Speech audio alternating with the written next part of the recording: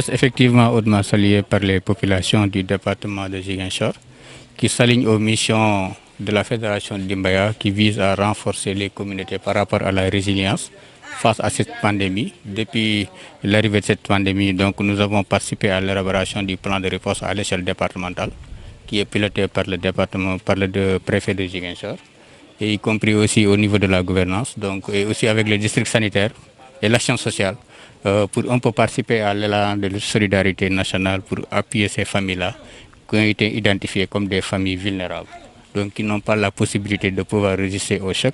Tout le monde sait que vraiment la pandémie Covid-19 est très inquiétante par rapport à son ampleur et à sa propagation.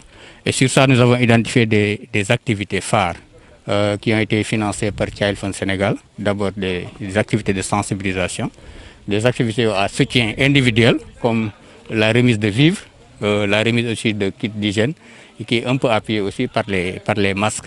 Et sur ça, Child Fund a jugé nécessaire de financer la fédération à hauteur de 35 millions. 35 millions. Donc c'est le moment de les remercier, vu la rareté des ressources et le fait de vraiment de juger qu'il est nécessaire d'appuyer une organisation comme Dimbaya. Donc c'est le moment de remercier tous les acteurs qui ont pu contribuer à tout ça pour un peu appuyer ces familles vulnérables. La fédération a identifié plus de 4000 enfants et sur ça, parmi les 4000, nous avons jugé nécessaire de soulager d'abord en vivre 1050 ménages et appuyer aussi avec les 1300 kits qu'on avait remis précédemment.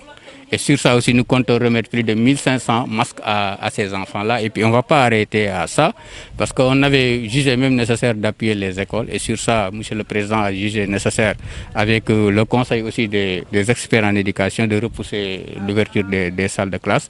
Mais aussi, nous allons accompagner les 80 daara du département de Ziguinchor. Et le premier lot a déjà reçu ses vivres, sur la collaboration avec l'action sociale.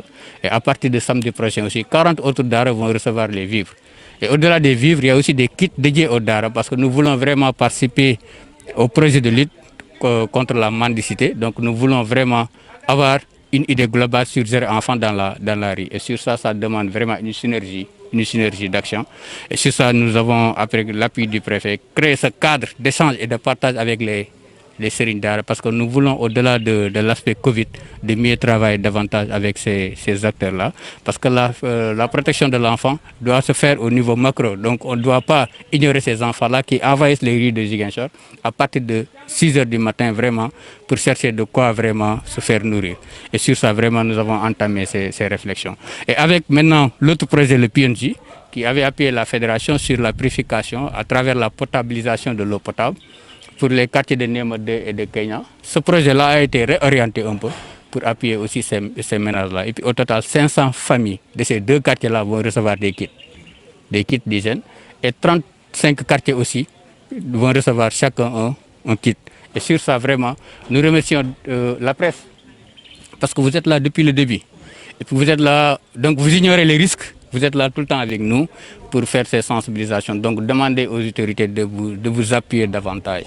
Et s'il y a aujourd'hui un appui ponctuel au niveau des autres organes aussi, qu'on tient compte aussi de la réalité des organes qui sont dans le sud, qui ont besoin d'être appuyés, parce qu'ils ont vraiment participé activement, je dis bien activement, à l'élaboration et à la mise en œuvre du plan de réponse à l'échelle départementale et régionale.